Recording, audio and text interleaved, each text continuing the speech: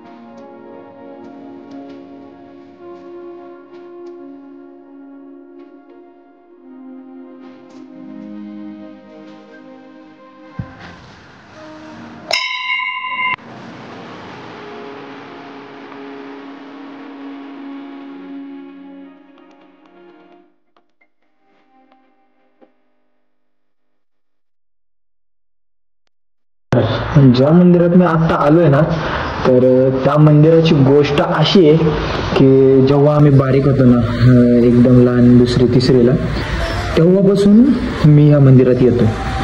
तर ह्या मंदिराची खासियत म्हणजे असं आहे की हे आत्ता तुम्हाला इतकं डेव्हलप दिसते, हे आत्ता झाले, हे काहीच नव्हतं.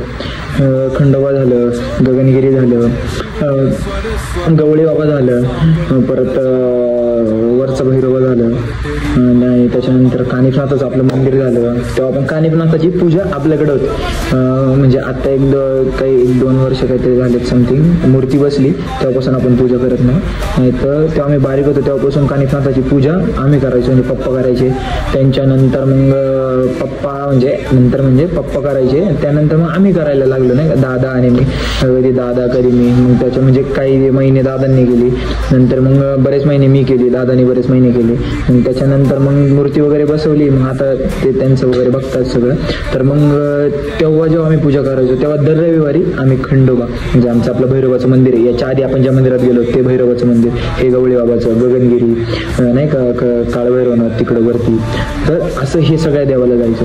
तर इथं मी तुम्हाला इथं स्क्रीनवर दिसत असेल की मी तुम्हाला इथं दाखवतो, ही जी स्क्रीन आहे ना, इथून आहे ना आम्ही पायी यायचो, म्हणजे पूर्ण जंगल टाईप असं, म्हणजे असं जंगल टाईप नाही, बाग वगैरेच होता, पण पूर्ण यायला रस्ता नव्हता, काहीच नव्हता. हा जो वडा आहे ना, हा पूर्ण वडा होता आणि पूर्ण असा इथून रस्ता होता. तर हे जी तुम्हाला आता स्क्रीनवरती दिसतंय ना, तर इथून आहे ना आम्ही असं चालत आहे ना धरत सरकायचो, इथून असं धरत यायचो.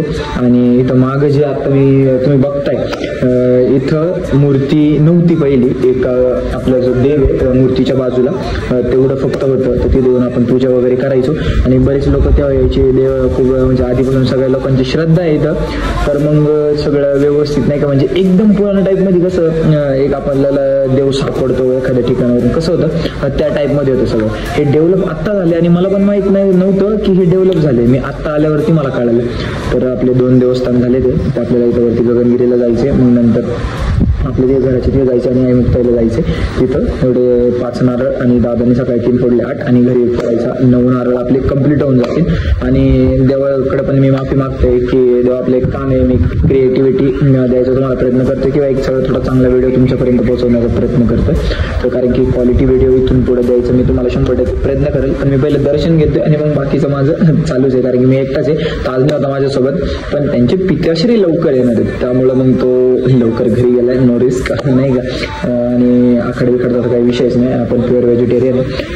तेव्हा आता दर्शन वगैरे घेतलंय. आता इथं गगनगिरीला जाऊ, मग बघा पुढचं काम. चला.